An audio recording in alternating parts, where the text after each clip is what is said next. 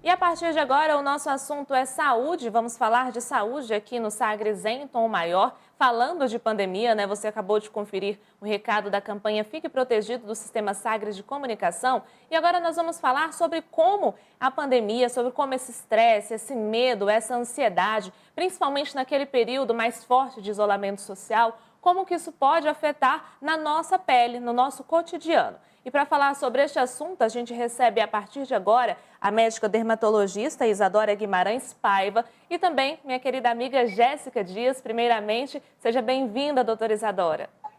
Obrigada. Tá Boa certo? tarde, gente. Boa tarde também para Jéssica Dias. Oi, Jordana, ótima tarde a você, a todos que nos acompanham aqui no Tom Maior. Um abraço especial para a doutora Isadora, nossa convidada de hoje, e boa semana a todos. Uma ótima semana para nós, Jéssica. Doutora Isadora, queria que você começasse explicando para a gente quais que são as principais doenças de pele que podem aparecer devido ao estresse e à ansiedade. Sem dúvida nenhuma, os campeões de procura aqui no consultório têm sido a acne.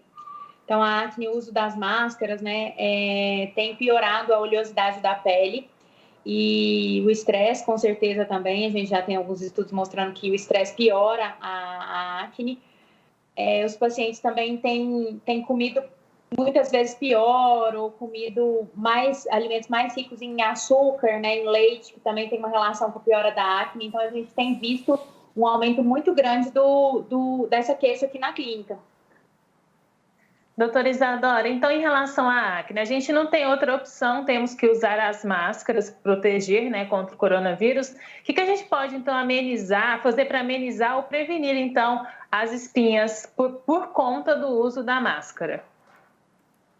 Na verdade, sim, os cuidados gerais são o mais importante, né? Na medida que o paciente conseguir ter hábitos de vida bons, né? A dieta, como eu falei, influencia bastante. Alimentos muito ricos em açúcar e em leite podem piorar a acne, então se a gente puder reduzir isso ou consumir de uma maneira mais adequada, junto com os outros alimentos mais saudáveis, é uma boa dica.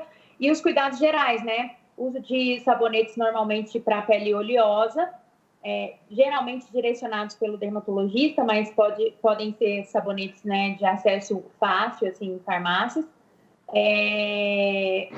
Produtos oil-free, tá? É importante a gente conseguir identificar isso. A maioria dos filtros solares, né, dos cosméticos de hidratantes, eles têm escrito, né, especificado que é um produto oil-free, então isso é bem importante.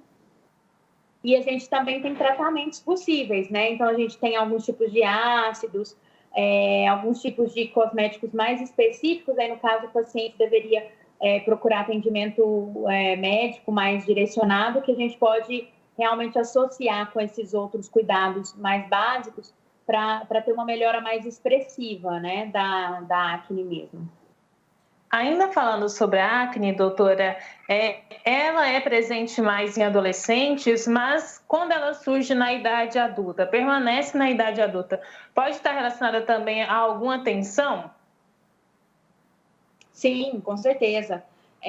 A ansiedade, ela acaba piorando tanto o surgimento de acne quanto a duração e a questão de manchas e cicatrizes, porque normalmente os pacientes ansiosos, eles tendem a manipular mais a pele.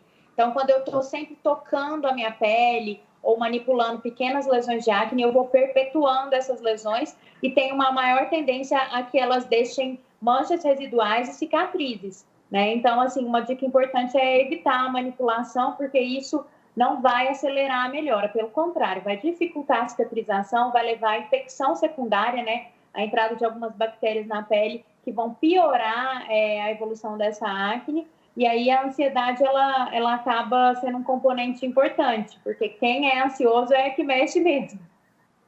Com certeza, eu mesma fico aqui assim o tempo todinho, doutora. É complicado esse negócio, parece que tem que até segurar a mão. Exatamente. E aí, assim, para remover essas lesões, assim, talvez o mais adequado seja isso ser feito em um procedimento com as técnicas de asepsia, né, que seria a limpeza de pele, que é feito normalmente em consultório médico ou um consultório de esteticistas mais especializadas nisso. Então, assim, essa remoção, ela segue toda uma técnica asséptica, né? Uso de luvas. Então, é feito um preparo da pele para remover esse cravo, muito diferente de eu ir lá no espelho e tentar manipular e remover sozinha. Com certeza.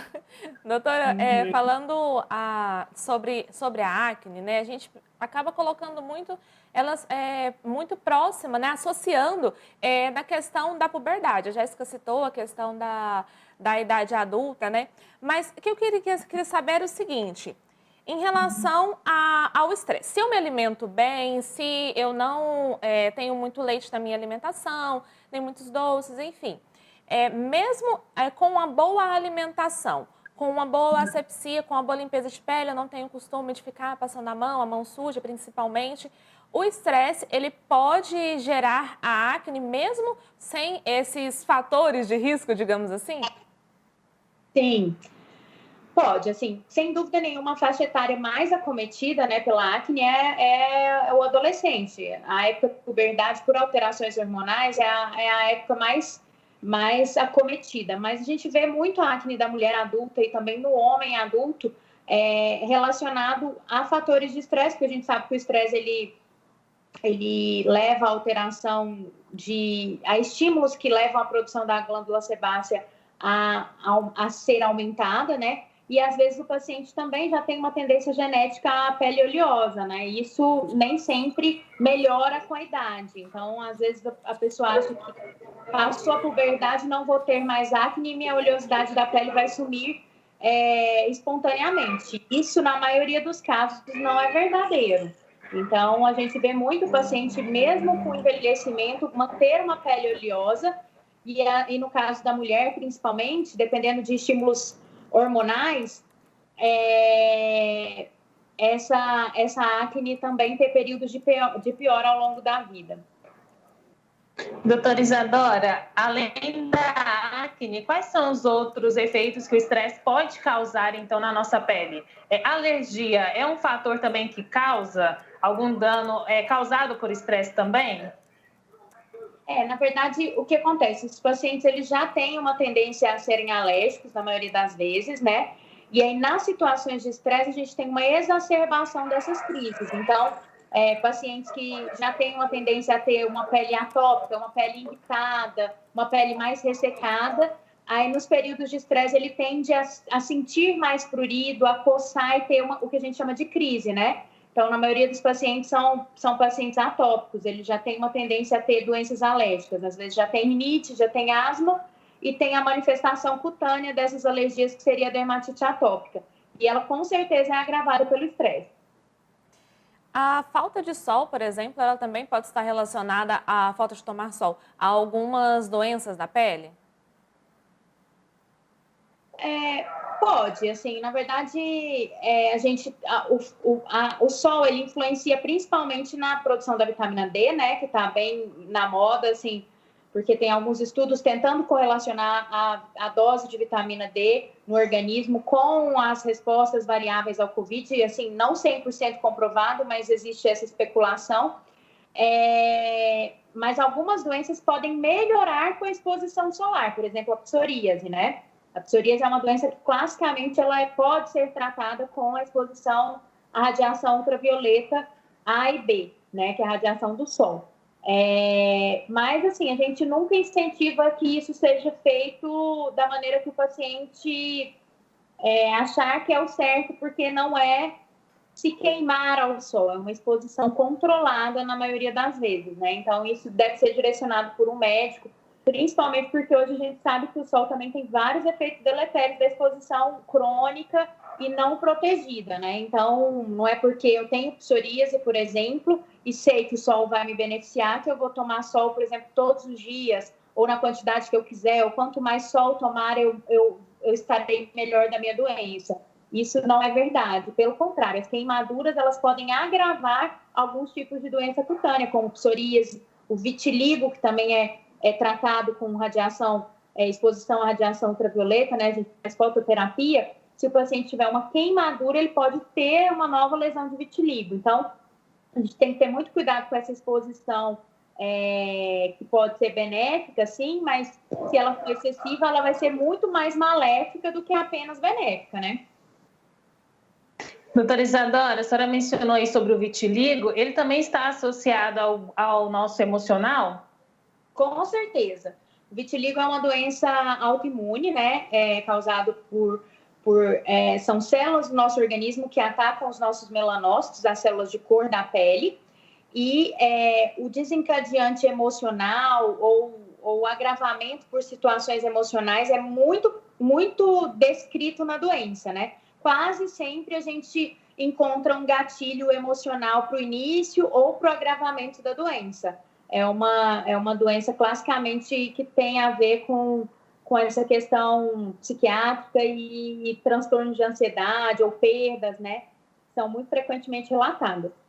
Falando então de gatilhos, doutora Isadora, quais são os mais comuns nessas doenças que a gente vê diariamente, né? Doenças relacionadas à pele, como a psoríase, até a acne, o vitiligo, como a senhora citou. Quais são os mais comuns? Assim, na verdade, essas doenças que eu citei, as doenças autoimunes, né? Elas dependem de vários fatores que se interagem para a geração da doença. Então, normalmente são pacientes que têm uma tendência genética, né? Tem outros casos na família ou da mesma doença ou de outras doenças autoimunes. E eles frequentemente são relacionados a, como eu falei, fatores emocionais. Às vezes o paciente tem uma perda familiar, né? Agora a gente tem visto vários pacientes, infelizmente, famílias, né? Tendo pacientes com perdas pelo Covid, né?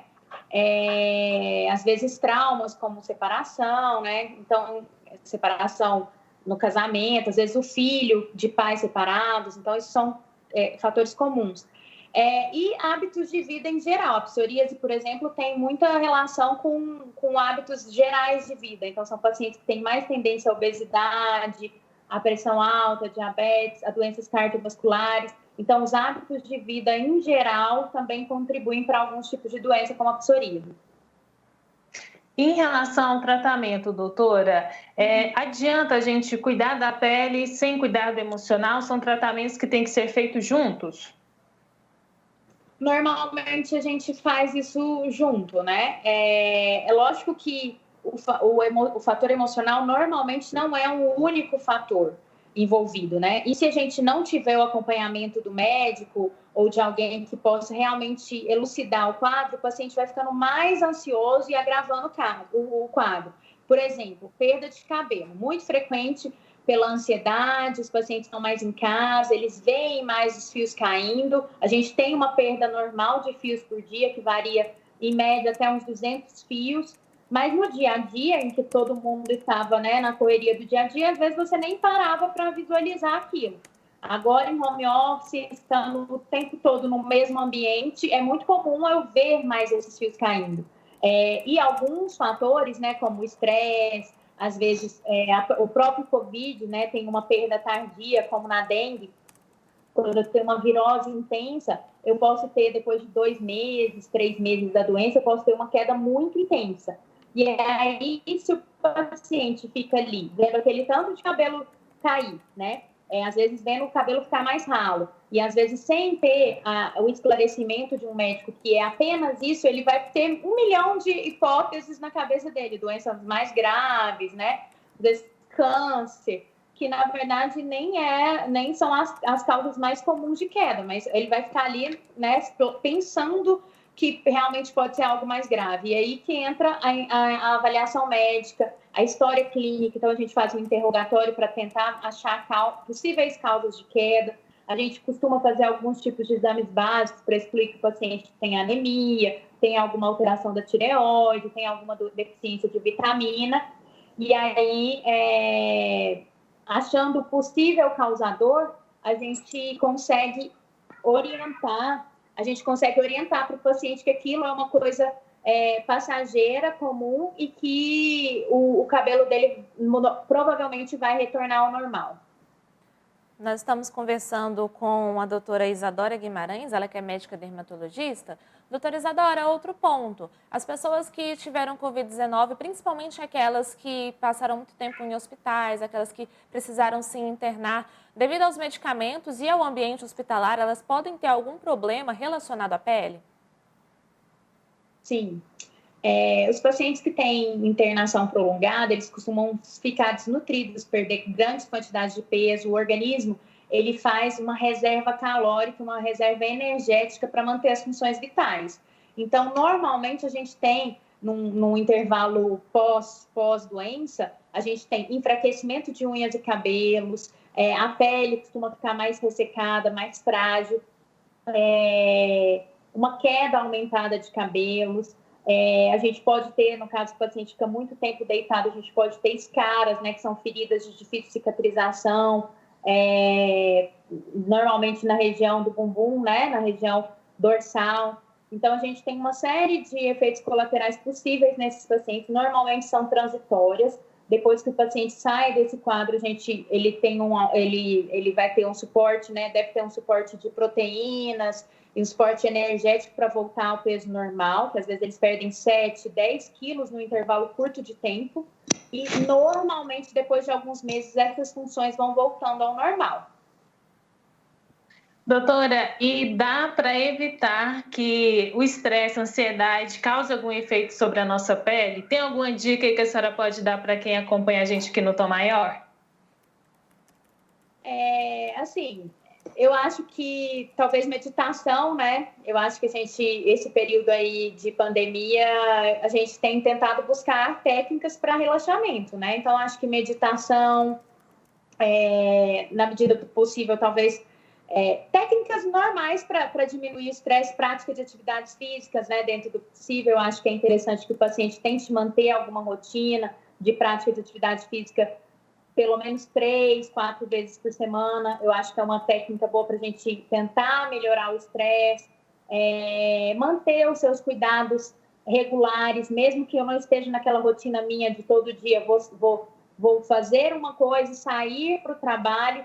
Não, mesmo que eu fique em casa, eu vou manter minha rotina de cuidados para a pele. Então, eu acordei, eu vou lavar meu rosto, vou passar meu filtro solar, mesmo eu estando no ambiente em casa. Porque algumas pessoas, elas abolem totalmente a rotina, não lava o rosto, não usa o filtro solar, fica aquela pele extremamente oleosa ao longo do dia todo, já tem um ácido que usa normalmente para de usar, entendeu?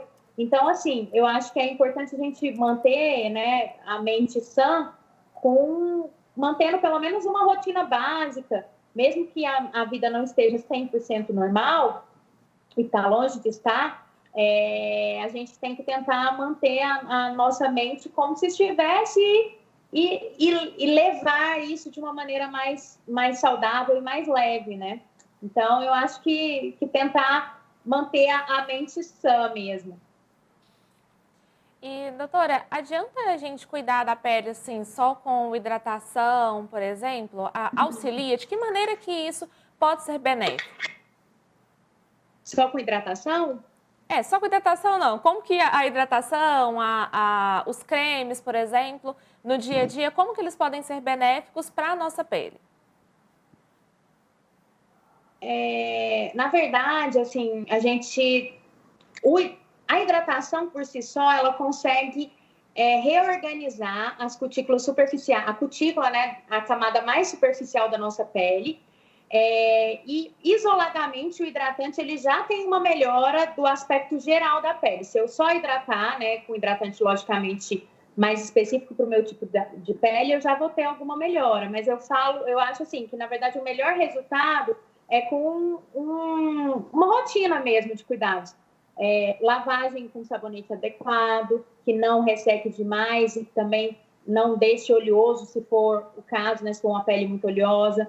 Um hidratantezinho básico também, eu acho que deve entrar na rotina 2 vezes ao dia. Protetor solar, mesmo que eu esteja em casa, porque essas lâmpadas, né, a luz visível, ela tem potencial de manchar a pele. Não tem radiação ultravioleta, que é cancerígena, mas ela pode manchar e piorar doenças como melasma, piorar as manchinhas de acne, tá? E se o paciente, né, já tiver orientação, os ácidos, né, e antioxidantes, como a vitamina C tópica também, eles têm o potencial de estimular o colágeno da pele, prevenir as rugas, renovar a pele, né? Então, a gente passa para um tratamento mais direcionado, né, para o médico, porque o ácido realmente depende da tolerância do paciente, dos cuidados dele do dia a dia, mas também são coisas que vão fazer muita diferença na pele. Assim, a médio prazo, ter uma rotina bem adaptada faz com que a pele ela tenha um outro aspecto. Doutora Isadora, a senhora mencionou um pouco aí sobre as luzes, as lâmpadas, a exposição de telas também. Agora, com a pandemia, muitas pessoas estão no home office, né? Muitas pessoas já acordam ali com o celular no rosto, almoçam ali trabalhando no computador e tudo mais. O risco essa exposição às telas, elas são tão prejudiciais quanto a exposição solar? Não. A exposição solar ela é mais prejudicial no sentido de que é a radiação ultravioleta A e B, que tem correlação com câncer de pele e com envelhecimento cutâneo, tá? A luz visível, que é a luz de lâmpadas, do celular, do computador, ela não tem radiação ultravioleta A e B. Então, ela não vai estar envolvida na formação de câncer de pele, que é, no fim, assim, a nossa maior preocupação. Mas a luz visível, ela estimula os melanócitos a produzirem mais melanina. Então, ela estimula doenças como melasma. Acho que melasma é a doença que mais exemplifica isso. Então, como que eu vou me proteger da luz visível? Normalmente, fazendo uma barreira da pele a essa luz. Isso pode ser feito com protetores físicos. Alguns filtros solares têm protetor solar físico. Então, o protetor solar físico são substâncias físicas que fazem uma barreira à luz, eles refletem a luz. E o exemplo mais comum é o filtro com cor. A cor, o pigmento, faz uma barreira física à luz visível. Então, por isso que é fundamental que em algumas doenças, como o melasma, eu associe o filtro solar com o pigmento. Tá certo? Nós conversamos com a médica dermatologista Isadora Guimarães Paiva. Doutora Isadora, muito obrigada pela sua participação aqui no Sagres em Tom Maior. Seja sempre bem-vinda. Obrigada, gente. Obrigada. Prazer estar aqui. Muito obrigada. Obrigada também para a Jéssica Dias. Grande abraço e até a próxima. Um abraço, Jordana. Eu que agradeço. Muito obrigada também a participação da doutora Isadora e até amanhã. Até amanhã, Jéssica, e você acompanhou essa entrevista, logo ela vai estar disponível lá no nosso canal no YouTube, o youtube.com/SagresTV e também no nosso sagresonline.com.br. Tá aí as dicas, né? Cuide sempre bem da sua pele, não vale só a hidratação, tem todo um processo, principalmente o protetor solar.